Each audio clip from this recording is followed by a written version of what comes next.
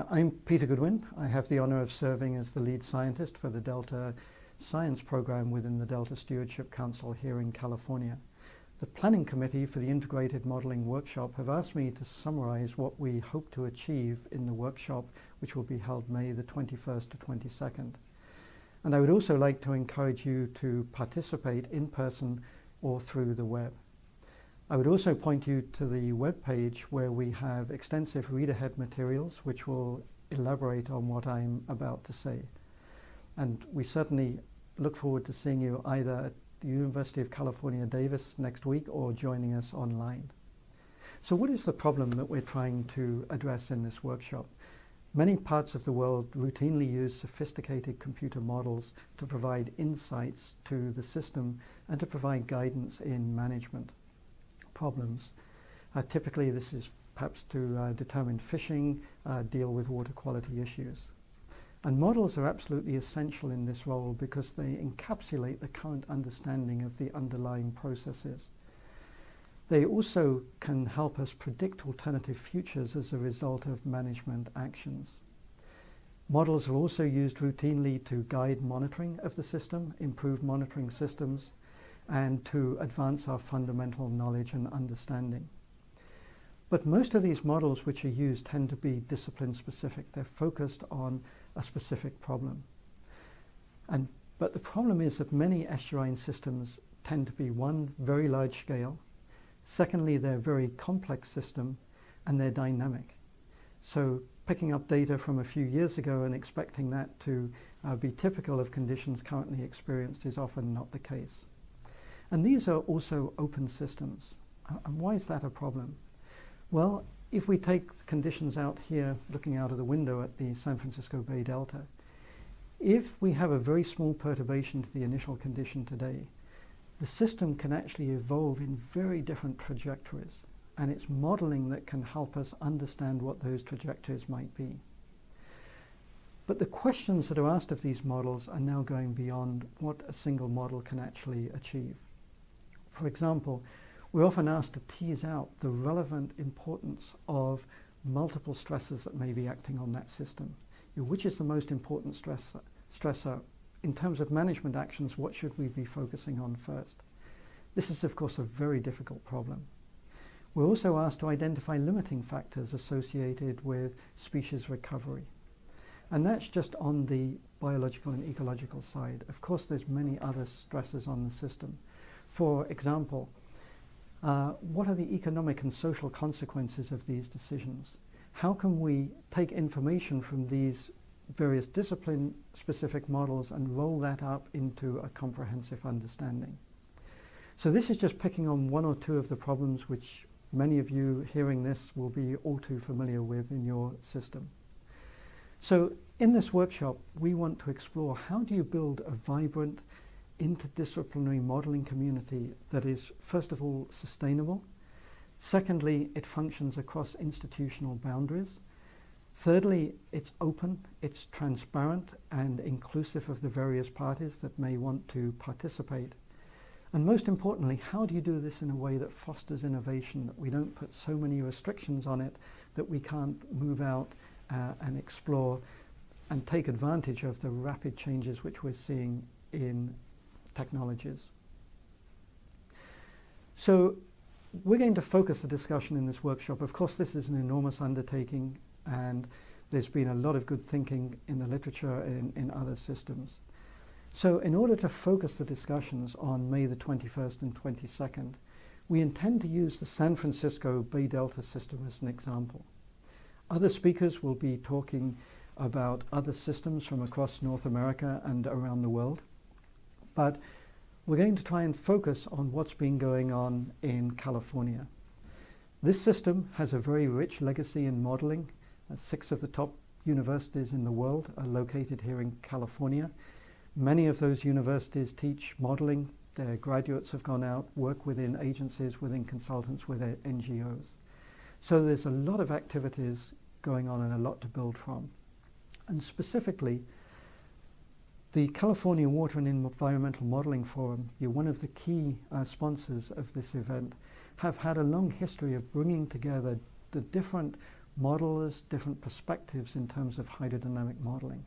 So we've moved beyond the point where we're arguing, should it be a finite element model, should it be finite difference, should it be finite volume?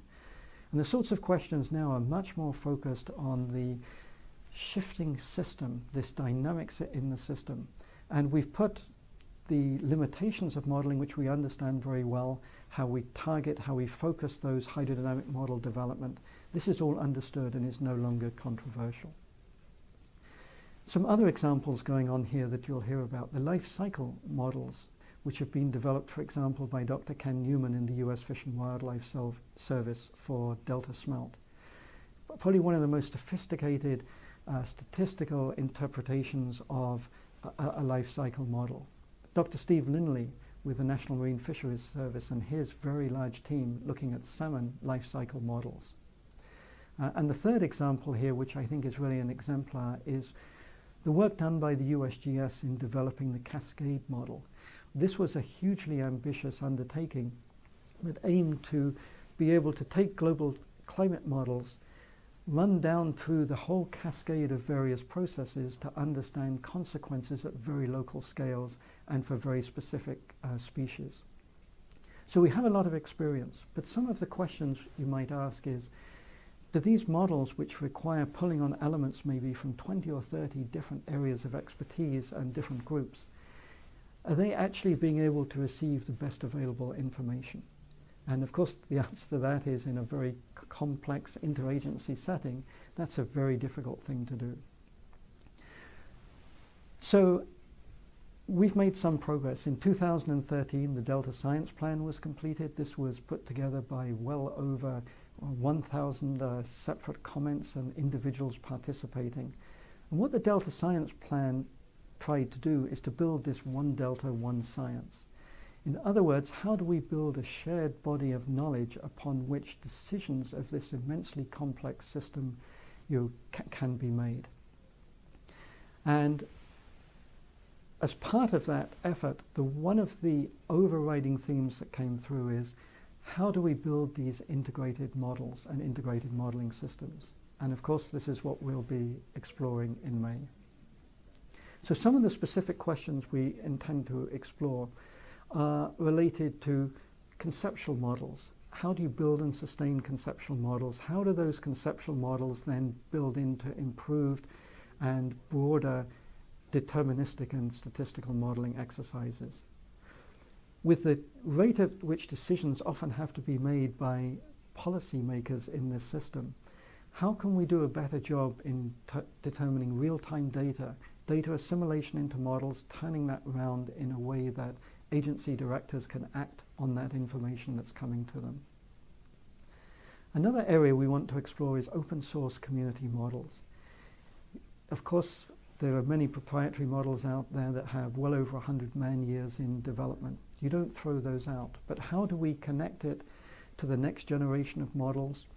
Where is it appropriate to use proprietary models? Where do we want to be developing the more community open source models?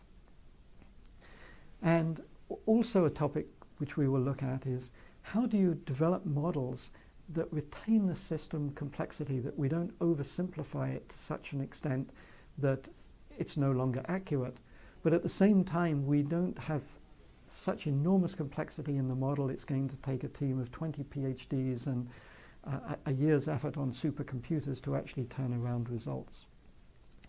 So these are just the issues on the technical side, but there's also all of the questions that come up on the social side. For example, how do we structure and sustain a viable community of modelers? Is it a physical location? Is it virtual? Is it a combination of that?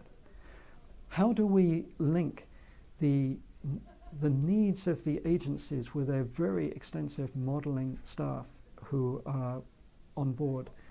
How do we link that to academia, where there's the innovation? And certainly speaking for myself, most of our attention is focused on typically a 4-year PhD.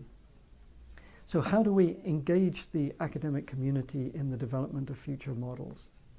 And also in our system, when decisions are needed, it's often on a very short time frame.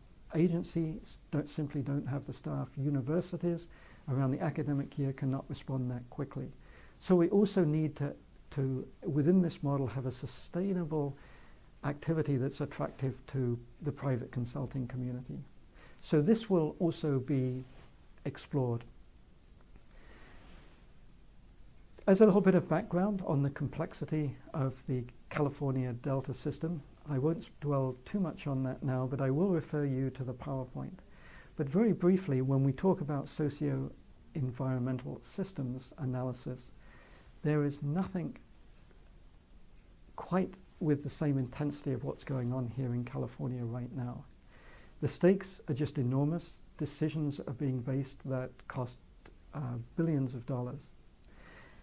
Without going into all of that, please refer to the PowerPoint. You'll see that we're currently in the 4th year of a very severe drought.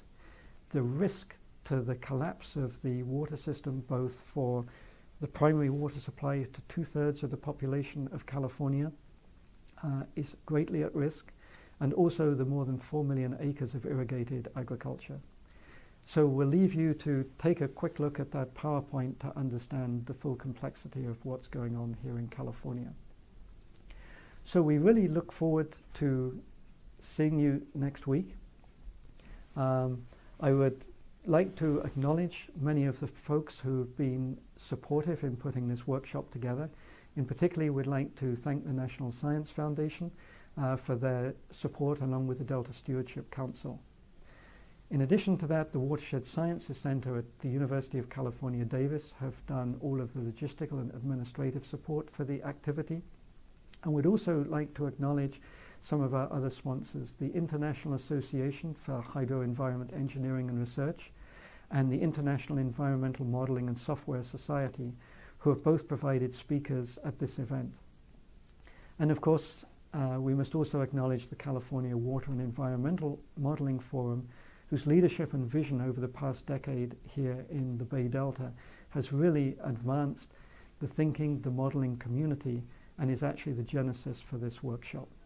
So we look forward to your participation on May the 21st and 22nd.